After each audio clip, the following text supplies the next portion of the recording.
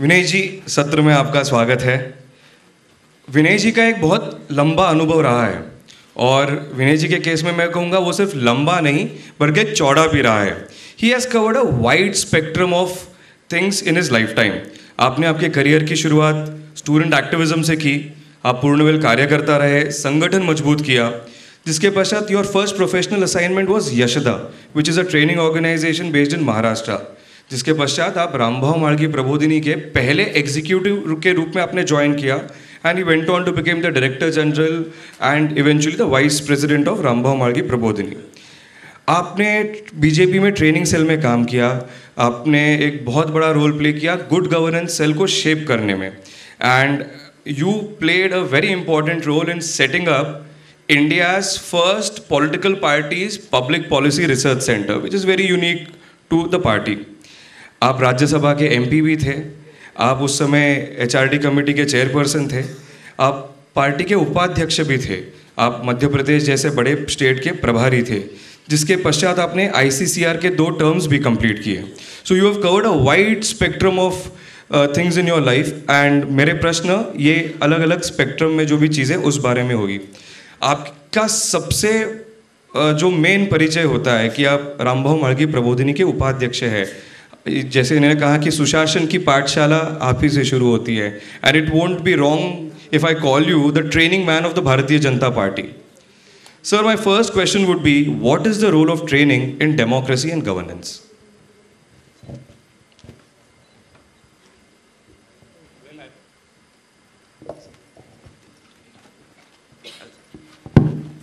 Well, I think most of the problems that go along with the disenchantment with the idea of democracy that we are seeing in many parts of the world, wherever democracy has been dwindling in a way, because there are countries which were very strongly democratic at once, and then today the democratic credential may not be as glittering as they should be. So this particular phase in the democratic life of several countries comes because of the lack of capacity building mechanism, which is, or which should be ideally inherent to the idea of democracy. See, democracy is all about gathering votes and establishing that you are popular. And when you get elected, you naturally establish that you are popular, which is why you have got elected. But popularity is one thing, and ability to govern is a different thing altogether. And to consider that both the things will go hand in hand, I believe is a little example of naivety or innocence kind of. And therefore, this need was perceived by a person no less than Pandit Deendayal Upadhyay in the 70s, in the 60s, late 60s especially. और दीनदयाल जी को ये लगा था कि जनतंत्र में केवल चुनकर आना पर्याप्त नहीं है, चुने हुए लोगों को अगर शासनक्षम बनाना है, जो हमारे डॉक्यूमेंट्री में भी आपने देखा होगा, तो उसके लिए कुछ अलग से प्रयास करना पड़ेगा।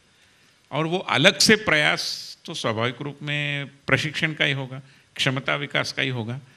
और जो बात दीनदयाल जी को आज से कितने 6 दशक हो गए, उसके पहले ध्यान में आई थी, वो अभी अभी 1 दशक पहले कैनेडी स्कूल ऑफ गवर्नमेंट की एक बहुत विख्यात विदुषी है डॉक्टर पीपा Norris.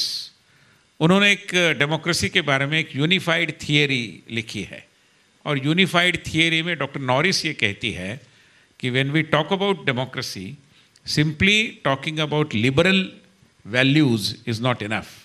They are critical, no doubt. But then liberal values require to be also going hand in hand with an efficient statecraft. अब ये efficient statecraft कैसे बनेगा? जब statecraft को चलाने वाले जो है वो efficient होंगे तो statecraft भी efficient होगा। मगर ऐसा नहीं होता दिखाई देता कई बार, जिसके कारण वो येस मिनिस्टर हमने टीवी सीरियल देखी है कि जिसमें नाम तो येस मिनिस्टर है मगर वाकई में तो येस सेक्रेटरी है।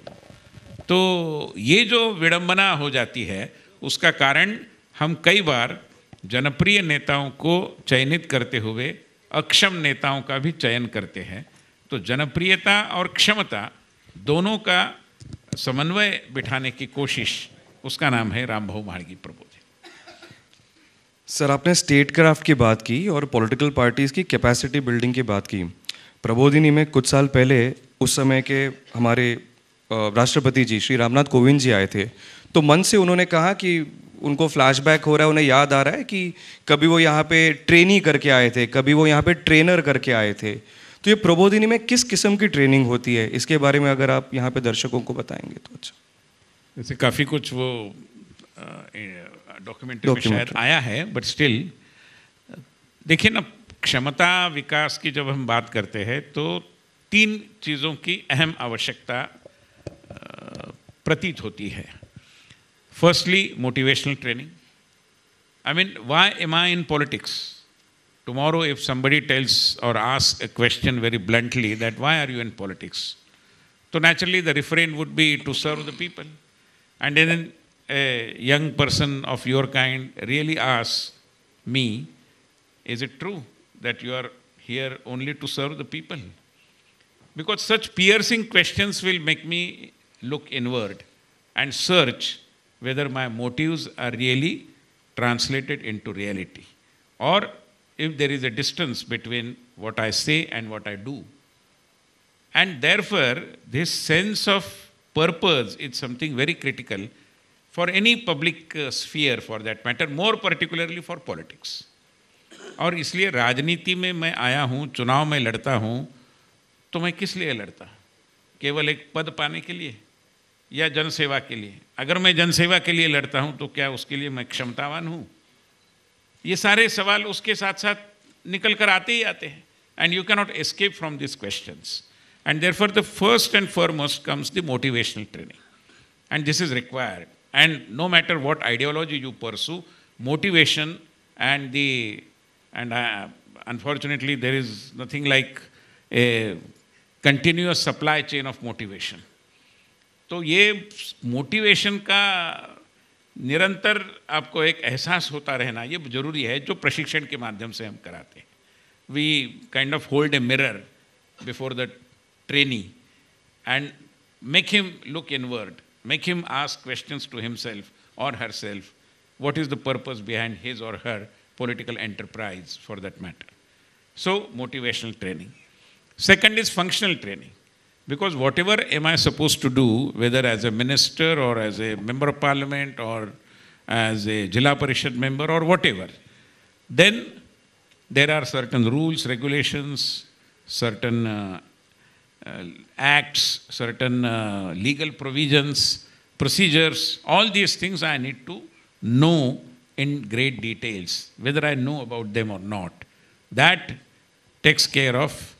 is taken care of through some kind of a functional training. And the third one is skill training.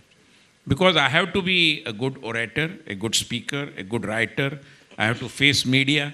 I have to have some command over at least my mother tongue, and if possible on Hindi and English as well. So my language skills, my presentation skills, my management skills as well, because I have to manage my own routine, which is not so very easy in a demanding, increasingly demanding kind of a politics. So all these things form a part of our training agenda. Sir, as a member of parliament, आपने एक गाँव adopt किया था और उसमें आपने कई सारे इनिशिएटिव्स लाए जिसमें कुछ ट्रांसफॉर्मेशनल चीज़ें भी हुई। आप उस बारे में कुछ हमें बताइए।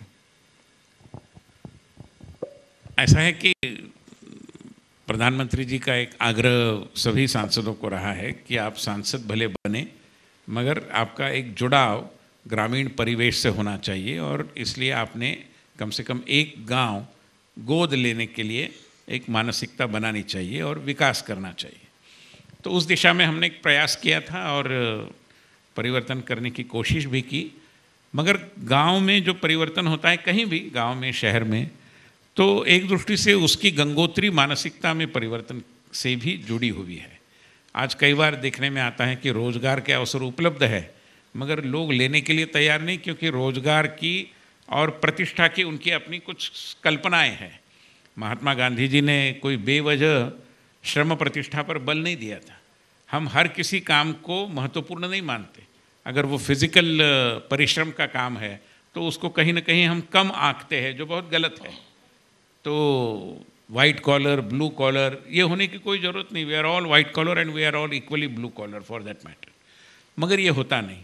इसके कारण कई समस्याओं के समाधान निकालने का काम भी बड़ा पेचीदा होता है। ये एक लर्निंग उस प्रक्रिया में हमने पाया। दूसरा होता है कि अपना कुछ स्टेक होल्डिंग होना, जो कल भी एक चर्चा में आया।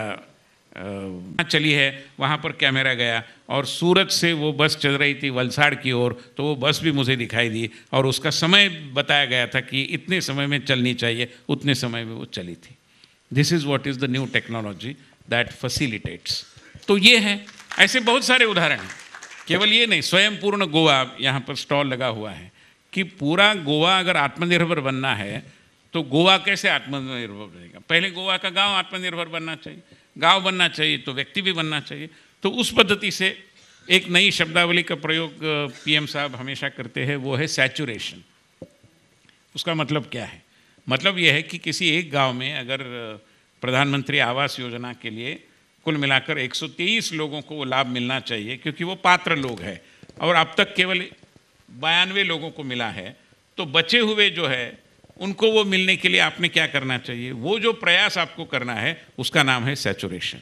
Not a single person who is eligible for a particular scheme, the benefit of that scheme should remain without the benefits being taken to him or her. ये होता है सैचुरेशन। तो ऐसी तरह तरह की कल्पनाएं आई जिसका वहाँ पर जिक्र होता गया और लोग एक दूसरे के साथ बैठकर ODOP, अभी श्रीमान योगी आदित्यनाथ जी ने हमें कहा, अभी हर राज्य ने ODOP कर लिया। महाराष्ट्र में भी ODOP के दिशा में बड़ा है प्रयास, मध्य प्रदेश ने भी किया है प्रयास। तो ये सारा जब होता है तब हम अच्छे और अधिक अच्छे सुशासन की ओर बढ़ने की कम से कम कोशिश करते हैं, which is so very critical. Otherwise क्या होता है, मैं बैठता हूँ, एंजॉय करता हूँ अपनी जो भी मंत्री पद है, और जो आजकल तो रेड बीकन की कार भी चली गई, वो बीकन भी हट गया, मगर वो कई लोगों को लगता है कि वो सलामी गारद देते हैं, बस उसी में मेरी ज़िंदगी बन गई। तो पीएम साहब हम सबको कहते हैं कि थोड़ा ऊपर उठिए, सलामी गारद वगैरह तो अपनी पद्धति की बातें होती है, उससे कुछ नहीं होता। वाकई में होना चाहिए कि ज़मीन पर आप सुशासन को उतारिए, वो एक क्षमता रखिए और वो एक आकांक्षा मन में बनाइए। So throughout the 2 days from yesterday and today, we have been hearing so many good examples of Sushasana governance by the different people who have come here. So it won't be wrong to say that BJP is a party with a difference, but it also does Sushasana with a difference. And what is the reason? मतलब ये चीज़ हम अधिकतर BJP ruled states में देखते हैं कि एक सुशासन में कुछ हट के सुशासन होता है, या इवन सेंट्रल गवर्नमेंट के जो पॉलिसीज़ है, पुरानी जो गवर्नमेंट थी उसमें तो एक स्टैग्नेंसी थी, सिमिलर पॉलिसीज कर रहे थे। शायद एक कारण ये है कि BJP people, if I may say very humbly, are more inspired, more motivated, and there is a force that keeps them on the tenterhooks by supplying motivation time and again. तो इसलिए फिर मंत्रियों को पूछा भी जाता है, हमारे पार्टी में भी सांसदों को भी पूछा जाता है कि आपने क्या किया, कैसे किया, किया या नहीं किया, क्यों नहीं किया। ये क्यों होता है? क्योंकि सवाल पूछने वाले भी जवाब देने की हिम्मत रखते हैं। अगर मैं आपको सवाल पूछता हूँ तो मेरे पास जवाब की हिम्मत होनी चाहिए ना, वो नहीं होती तो मैं आपको भी सवाल नहीं पूछता। तो ऐसा नहीं है। बीजेपी में और बीजेपी शासित राज्यों में जो भी जिसके पास जो दायित्व दिया है वो निश्चित रूप में अपेक्षा रखता है कि you have to respond to this, you have to tell me what difference you have made. और इसलिए मैं मानता हूँ कि ये जो मोटिवेशन है कुछ अलग करने की, कुछ हटकर करने की, कुछ कर गुजारने की, हमारे एक ट्रेनिंग प्रोग्राम में किसी नेता ने सही कहा था कि आप मंत्री बनेंगे और कुछ बनेंगे तो आपके कार्यालय में एक बोर्ड रहता है ना, पहले कौन मंत्री रहे उसका एक पूरा नामावली रहती है और उसमें आपका भी नाम दर्ज होता है। पीछे मुड़कर देखते हैं तो आपको अच्छा लगता है कि मेरा भी नाम आ गया, अभी महाराष्ट्र का मैं फलाना फलाना मंत्री बना। तो ये तो आ जाता है जी, उसमें कोई बहुत महारत नहीं है। But whether you have made any difference, and if so how, if not why, इन सवालों के जवाब देने की अगर क्षमता हमारे में बनती है, तभी जा कर के आप एक मिनिस्टर विथ ए डिफरेंस भी हो सकते हैं. That contributes to the idea of party with a difference, as I understand. Vinay ji, आप आईसीसीआर के अध्यक्ष थे 2 टर्म्स के लिए, और आईसीसीआर अध्यक्ष करके आपका विदेश में काफ़ी प्रवास हुआ, और वहाँ पे भी आपने गवर्नेंस का अनुभव लिया ही होगा. तो क्या आप कुछ ऐसे इंटरेस्टिंग एक्सपीरियंसेस शेयर कर सकते हैं जहाँ पे आपको लगा कि भारत कई गुना आगे है इन कुछ देशों से, या आपको ऐसा भी लगा होगा कि ये चीज़ भारत में हमने करनी चाहिए? ऐसे कुछ 2-3 उदाहरण दे सकते हैं? दोनों तरीके के उदाहरण हैं, मगर सूत्र रूप में अगर कहना है कि भारत का भारतपना कहाँ है, इसको अगर हम समझेंगे तो हमारे यहाँ जो होता है, जैसे कल मनसुख भाई मांडविया ने जो कहा कि हमारे यहाँ अपने कर्तव्य के प्रति एक सामान्य बोध होने के कारण डॉक्टर्स कोरोना काल में भी काम पर आते रहे, उपचार करते रहे, अपनी जान जोखिम में डालते रहे, जो कई अन्य देशों में हुआ नहीं. तो ये भारत की तो विशेषता ही है. अभी एक बात कही गई कि Indian nurses and Indian doctors are in great demand. I would add Indian teachers are also in great demand. Bharat के शिक्षक कुछ परिवर्तन कर सकते हैं, क्योंकि वो छात्र के साथ संबंध एक अच्छे तरीके से स्थापित कर सकते हैं. Teacher taught relationship is the mainstay of our original Indic thought of education, policy of education. तो ऐसी बहुत सारी चीज़ें हैं कि जो हमारी संस्कृति, हमारी सभ्यता, हमारा चिंतन इसके साथ जुड़ी हुई है. इसका हमें जब एहसास होगा तब हम उसके ऊपर और अधिक एसर्ट करेंगे और अधिक अच्छे पद्धति से उसको हम विश्व भर में एक दृष्टि से प्रचारित प्रसारित कर पाएंगे. आज पूरा विश्व सही मायने में, केवल अपने को अच्छा लगे इसलिए मैं नहीं कह रहा हूँ, but globally people are looking towards India with great expectations. And we need to realize this, because this is an onerous responsibility on all of us. It is not just on the Prime Minister or on some few ministers. It is upon every other Indian to rise to the expectations of the global community. ये जरूरी है. उस मायने में करने लायक बहुत सारी चीज़ें हैं, जैसे हमारे बारे में गलत धारणाओं को निरस्त करना. एक दृष्टि से ये सॉफ्ट पावर के अंतर्गत आता है. And soft power is too important a subject to be left to the government alone. हमारे इतने एनआरआई हैं, हम सब विदेश में जाते हैं, हमारी भी एक भूमिका होनी चाहिए ना. Whether you want it or not, people are looking at you as India's representative. So whatever you do or whatever you do not do accrues to their understanding of the idea of India. तो इसके लिए हमने बड़ा जिम्मेदारीपूर्ण व्यवहार भी करना चाहिए. हमारे मतलब जो आइडिया ऑफ इंडिया है, जिसके बारे में हम बहुत लंबी चर्चा भी करते हैं, वो मेरे व्यवहार से भी तो झलकनी चाहिए ना. वो कई बार झलकती नहीं. विदेश में भी हमारे जो बंधु हैं, काम करते हैं, वो तेलुगु एसोसिएशन में जाएंगे, मराठी एसोसिएशन में जाएंगे, गुजराती एसोसिएशन में जाएंगे, मगर इंडियन एसोसिएशन में हमेशा आएंगे और उसी भाव से आएंगे. शायद ऐसा नहीं होता. तो ये होना चाहिए. हम अगर छत्रपति शिवाजी महाराज की जयंती करेंगे, दिवाली मनाएंगे और भी कुछ त्यौहार करेंगे, तो डॉक्टर बाबा साहेब अम्बेडकर की जयंती के उत्सव में भी हम सभी ने जाना चाहिए. वो क्या हमारे समाज के कुछ विशिष्ट बंधुओं ने ही करने का उत्सव है क्या? क्या बाबा साहेब अम्बेडकर हमारे नहीं थे? हम सबके थे. तो ये भाव कम से कम बाहर विदेश में, देश के अंदर भी और बाहर भी हमारी व्यवहारिक भूमिका के माध्यम से झलकेगा तो काफ़ी कुछ अच्छा होगा. अभी विदेश में जो टेक्स्ट बुक्स पढ़ाए जाते हैं, हमने आईसीसीआर में उसका एक सर्वे किया, तो there are many wrong things that are being spread. It's a canard.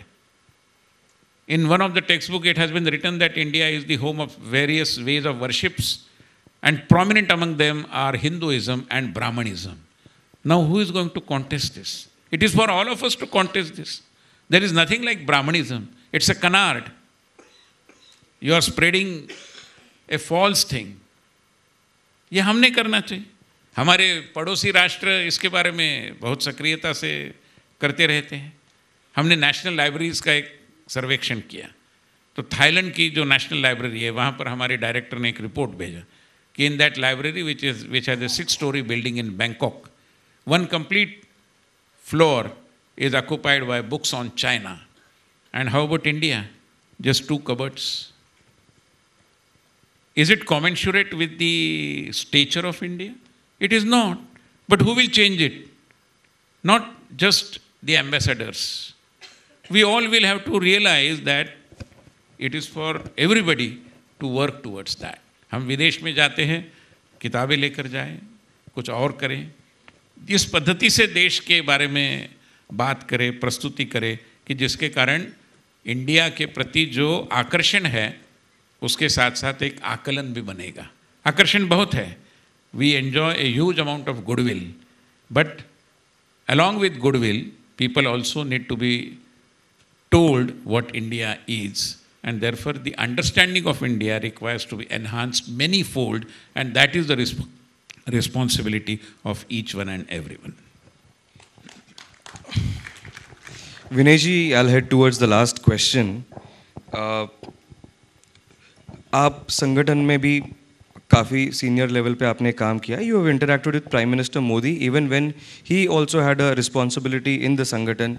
Eventually he became the chief minister और फिर प्रधानमंत्री बने.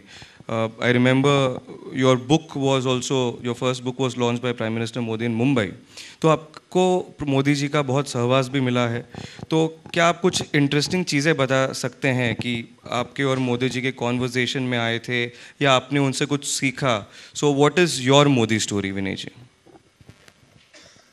Well, if one scans through all his speeches, the kind of food for thought that he has given to us is remarkable. I mean, अभी दिव्यांग ये शब्द किसने दिया? मोदी जी ने दिया. उसके पीछे एक सोच है ना.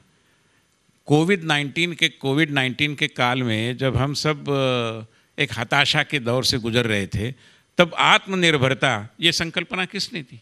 मोदी जी ने दी. विकसित भारत की संकल्पना, अमृत काल, ये किसने दिया? देखिए, ये केवल संकल्पना है, यानी केवल शब्द नहीं है. शब्दों के पीछे जो गहन चिंतन है उसका एहसास हमने करना चाहिए. And he is, for example, I don't think whether he has said so many things about gender justice and issues like that. Perhaps he might not have even used the term gender justice. But then, in one of his Independence Day speeches, उन्होंने क्या कहा? उन्होंने कहा कि आप अपने घर के लाडले बेटों को भी थोड़ा डिसिप्लिन लगाइए. अगर किसी महिला पर अत्याचार हो रहा है तो वो कोई पुरुष ही कर रहा है ना. और ज़्यादातर तो युवा जो रात्रि अपरात्रि कहीं कहीं भटकता रहता है वही तो करते हैं. तो आप आपके घर की लड़की को तो बोलते हैं कि भैया, कि बहन जी आप जल्दी घर आइए, 7 बजे के पहले आइए, अंधेरा होने से पहले आइए. बेटे को नहीं पूछते. तो बेटे को भी पूछने हैं कि वो इतनी देर रात क्या करता रहता है, कहाँ गुलछर्रे उड़ाता रहता है, उसको भी पूछिए, उसको भी डिसिप्लिन लगाइए. That was his message about gender justice as well. तो ये है. अभी परसों उन्होंने परीक्षा पे चर्चा में कहा कि कुछ पेरेंट्स को लगता है कि अपने बच्चे का प्रोग्रेस कार्ड, रिपोर्ट कार्ड, ये मेरा आइडेंटिटी कार्ड है. अभी इसमें पेरेंटिंग का कितना बड़ा एक बिंदु उन्होंने जाते जाते हमें समझाया है. ऐसी बहुत सारी बातें हैं. इसलिए बहुत सारे स्मरण है भी, मगर मैं एक छोटा स्मरण जरूर दूंगा कि वो कितने अनअश्यूमिंग है. वैसे जब वो प्रधानमंत्री बने तो जुलाई महीने में होगा 2014 में, मैं उनको मिलने के लिए समय मांगा और मेरा सौभाग्य था कि उन्होंने समय दिया. तो पीएम हाउस में जब मैं गया, अभी इतनी आदत भी नहीं थी पर इतने बड़े नेताओं को मिलने की. तो जाने के बाद वहाँ वेटिंग हॉल में बैठे बैठे मेरे ध्यान में आया कि मैंने कोई फूल वूल तो लाए ही नहीं. फूल का दस्ता ले जाना, that was the minimum that I could have done. But since I was not accustomed to all these kinds of things which are in a way very formal, तो मेरे मन ही मन में मैं कोसता रहा कि ऐसे कैसे भूल हो गई अपनी. तो जैसे मैं अंदर गया बुलावा आने के बाद, तो पहली नमस्कार करते हुए मैंने कहा कि भाई साहब क्षमा करें, मैंने फूल वूल तो लाए नहीं. तो मेरे पीठ पर एक ऐसी हल्के से ये करते हुए उन्होंने कहा बुद्धिमान हो. तो ये उनकी दृष्टि थी कि अच्छा किया फूल नहीं लाए, क्योंकि इसका कोई ये फजूल खर्ची है, कोई ज़रूरत नहीं. और बाद में उन्होंने लोगों को कहा भी कि instead of bouquet give books. And that is how he has promoted the book culture as well. So there are many things, and I believe there is a huge learning to be working with our great leader. So I was told by my friends backstage that there are youngsters in the audience. उन्होंने 2 प्रश्न भेजे हैं आपके लिए. So one question is, you have a knack for social media, plus you have a knack for communicating with the youngsters there. और आपको नई technology में भी काफ़ी इंटरेस्ट होता है. You make a point that you are updated. So what would you like to advise these youngsters who spend a lot of time on social media? I think social media, like all other media, is to serve the cause which is closer to our heart. It may be our own social relationship, even other relationships for that matter, or any particular philosophy or thought that you would like to pursue. तो social media आपके उपयोग के लिए है, social media के उपयोग के लिए आप नहीं है, इसलिए उसकी दास्यता स्वीकारने की कोई ज़रूरत नहीं. ये जो क्या बोलते हैं आप, fear of FOMO, fear of missing out. हाँ, फियर ऑफ मिसिंग आउट, इसकी कोई ज़रूरत नहीं, कोई मिस आउट वगैरह नहीं होता. वैसे भी हमारे जो संगठन में लोग बताते हैं वो ये होता है कि all are important but nobody is indispensable. तो कोई मिसिंग आउट नहीं होगा. आप मान लीजिए 8 दिन फेसबुक पर अवतीर्ण नहीं हुए तो आसमान टूटने वाला नहीं है, और किसी को ध्यान में भी नहीं आएगा. कोई पूछेगा क्या आ रहा है, आप दिखाई नहीं दिए, कोई पूछेगा नहीं, वो तो कुछ ना कुछ आता ही रहेगा फेसबुक पर उसके. आप नहीं आए तो ऐसा क्या हो गया. So we have to use it intelligently and with discretion, but let us not be the slave of all the social media and then have that syndrome which is called as FOMO. Vinay ji, in our conversations in the last few months, you appealed to the youngsters to start a YouTube channel focusing on the area where they stay. उसके बारे में आप कुछ बताइए. See, this was basically to the party workers जो booth पर काम करते हैं उनके लिए, मगर ये हर किसी के लिए हो सकता है. Thankfully, YouTube has provided a particular thing, क्योंकि क्या है कि Facebook वगैरह तो है ही, और मगर थोड़ा सा कैटेगराइजेशन हुआ है. लोग बोलते हैं, and I believe there is a research behind when people say that 40+ वाला जो एज ग्रुप है वो फेसबुक पर जाता है, 20 to 40 है वो ट्विटर में बहुत सक्रिय है, और 20 के पहले वाला है वो इंस्टा तक ही ज़्यादा से ज़्यादा वो सक्रिय रहते. वॉट एवर इट इज़, मेरा अपना मानना है कि आजकल स्टैटिक की दुनिया रही नहीं है. लोगों को चलते फिरते, घूमते, गाते, नाचते, ऐसे ही चित्र यानी फिल्म कुछ ना कुछ ऐसा देखना ज़्यादा पसंद आता है. फिर ये भी देखा गया कि ये जो पॉडकास्ट है, that has become a very in thing kind of, and there are many people who are into that, which is also good. Many people are mastering the art of communication through that. So if you are really active in your local area and you would like to communicate that in a decent manner, तो आप अपना एक YouTube channel शुरू करिए. 8 दिन में मैंने अपने परिक्षेत्र में क्या किया, क्या नहीं किया, कौन सी समस्याओं ने मुझे विचलित किया, कौन से विषयों पर मेरा कुछ एक चिंतन बना, कौन से ऐसे सवाल है जिससे मैं घिरा रहा, ये आप बोलेंगे तो आपका कम्युनिकेशन भी सुधरेगा, आपका चिंतन भी उस निमित्त से परिपक्व होकर सामने आएगा. और कुछ किए बगैर आप YouTube चैनल पर ऐसा तो नहीं हो सकता ना कि आप करेंगे नहीं और दिखाएंगे. लोग तो अभी जान सकते हैं कि कौन सा बॉट है और कौन सा क्या है. तो in a way it also insures a little amount of transparency also. Of course artificial intelligence can create an artificial perception also, but till such time that there is nothing like artificial emotion, क्योंकि वो तो पहले से ही है. अभी नया technology ने artificial emotion देने की कोई ज़रूरत नहीं है. तो ऐसी स्थिति में मैं मानता हूँ कि हम ऐसे कुछ नए नवाचार करेंगे तो शायद अच्छा होगा. मेरा अपना तो ये भी मानना है कि जो वर्चुअल वर्ल्ड में है उनको एक्चुअल वर्ल्ड में भी इकट्ठा आने की ज़रूरत है. I haven't seen an association of Facebook members for or Facebookers, whatever you may, Twitter 80 जैसा है कि भाई नई दिल्ली की Twitter 80 सारी इकट्ठा आती है या करोल बाग के फेसबुक वाले इकट्ठा आते हैं. ऐसा हुआ नहीं है. ऐसा होगा तो मुझे लगता है कि सोशल मीडिया की ताकत को हम और अधिक सघनता से और समाज के और देश के काम के लिए उपयोग में ला सकते हैं. Sir, you had also organized an influencers meet some time back, and many of these influencers who are my friends also, they enjoy a very good rapport with you. So मेरा प्रश्न ये है कि जब आप उनसे मिलते हैं तो क्या आप उनसे भी कुछ सीखते हैं, और क्या ऐसा कुछ है जो आपने सीखा है which you try to implement in your own social media? Well, जैसे किताब पढ़ने के बारे में है कि the more you read the more you feel how less you read, तो टेक्नोलॉजी के बारे में भी ऐसा ही है. और ये जो युवा साथी हमारे इतने कम समय में और टेक्नोलॉजी पर एक पकड़ पाते हैं और तरह तरह से चीज़ों को प्रस्तुत करने की कला में एकदम प्रवीण हो जाते हैं, तो there is a lot to think and to learn from them, I believe so. और उसके पीछे काफ़ी मेहनत भी है. अगर हम में से किसी को लगता है कि ये तो बड़ा आसान काम है, तो I don't think it is that easy. उसके पीछे परिश्रम है, कुछ छोटा बड़ा भी क्यों ना हो, मगर रिसर्च है, कुछ ज्ञान है, कुछ आकलन है, तो ये सारा है. और उस दृष्टि से ये यूट्यूबर्स है, इन्फ्लुएंसर्स है, पॉडकास्ट वाले लोग हैं, इनकी अपनी एक दुनिया बनी है. और किसी को अच्छा लगे या न लगे, ये दुनिया और अधिक ताकतवर होनी ही है, इसमें कोई शक नहीं.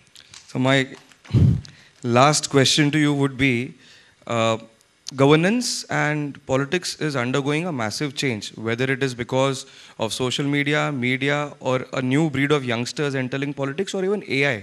So अगले 5 साल में 10 साल में राजनीति बदलने वाली है. तो अगले 5 साल और 10 साल की राजनीति कैसे होगी, especially in the context of the youngsters sitting in the audience? How should they prepare themselves for the next 5 to 10 years? Well, I think at the core politics may not change for that matter. मगर technology का प्रभाव, जनता की उभरती आकांक्षाओं का दबाव, ये तो सारा रहेगा ही रहेगा. और इसलिए ऐसे 20 समथिंग जब मिलते हैं और राजनीति में कुछ करने की आकांक्षा रखते हैं, तो उनको मैं आग्रह से केवल यही कहता हूँ कि politics is very demanding in every way. Your money, your resources, your talent, your time, everything. Politics is like a black hole. आपको पता भी नहीं चलेगा इतना सारा मैंने इन्वेस्ट किया, क्या हुआ, ऐसा भी आपको लग सकता है. Politics is very unpredictable. Politics is very cruel at times. तो इस पूरी स्थिति का अगर आपको मानसिकता है, तैयारी है, तो ज़रूर आप राजनीति में आइए. अन्यथा पॉलिटिक्स ये कोई आसान विषय नहीं है, कभी भी था नहीं, इसके पहले भी था नहीं. और दूसरा यह है कि पॉलिटिक्स में कम्युनिकेशन का महत्व दिन ब दिन बहुत बढ़ रहा है. उसके लिए ज़रूरी है कि you have to have some command over languages as well. और इसलिए अपनी मातृभाषा, फिर राष्ट्रभाषा, फिर विश्व भाषा, इन सभी भाषाओं पर एक अच्छी पकड़ आप बनाओगे तो आप लोगों के साथ अच्छे तरीके से बात कर पाओगे, अपनी चीज़ों को बता पाओगे. मुझे ऐसा नहीं कहना था, ऐसा कहना आपके ऊपर ये समय नहीं आएगा. जो आपको कहना है वही आप कहेंगे और उसको सुधारने की आवश्यकता आपको नहीं लगेगी. तो उस दृष्टि से ये भी एक मुझे लगता है कि politics is going to be eventually a game of smart communication. And that is going to create a perception also. If some of us believe that we are victims of misperception, then perhaps you have to look into your own methodology of communication. If you improve that, chances are that your perception about you will also improve. Thank you. Thank you, Vinay ji.